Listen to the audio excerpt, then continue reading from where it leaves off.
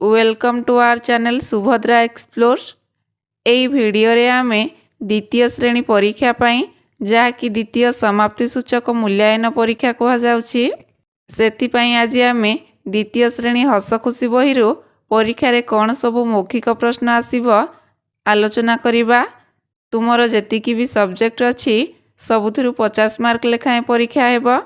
तो तुमको 10 मार्क रो मौखिक प्रश्न पचारा जिवो आउ रहिला 40 मार्क जहाँकि तुम्हें लिखित परीक्षा देव।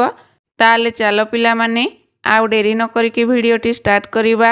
प्रथम प्रश्न कौन देछि पाठ्य पुस्तक गोटे कविता मने रखी पाठ कर। तो पिला माने तुम बहिरो तुमको जो कविताटी भल लागुछि ताकू मने रखिबो। तो तुमर श्रेणी शिक्षक बा शिक्षयित्री जी तुमको मौखिक पचारिबे तो कहिबे तो सेतेबेले गीतटी को गाइबो। तापर प्रश्न कौन देछि शिक्षक बा शिक्षयित्री अनुच्छेदटी को पिलांकु पढ़ाइबे और तले दिया जाइथिबा प्रश्न गुडी को पिलांकु पचारिबे। तो तले देख छोट अनुच्छेदटी देछि आकु पढ़िबा को कुहाजिबो पढ़िबो। कौन देछि अनुच्छेदटी देख पूर्व दिगरे सूर्य उदय हुअन्ति और पश्चिम दिगरे सूर्य अस्त हुअन्ति। सूर्यंक ठारु आमे आलोक और ताप पाई थाउ सूर्य बिना जीवन नाही।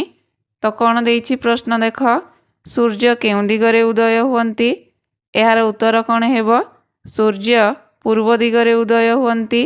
तापर प्रश्न कौन देछि सूर्यंक ठारु आमे कौन कौन पाई थाउ एहार उत्तर हेबो सूर्यंक ठारु आमे आलोक और ताप पाई थाउ। तापर प्रश्न कौन देछि निम्न शब्द गुडी को ठीक भावे उच्चारण करी पढ़। तो तले किछि शब्द देछि याकू पढ़िबो।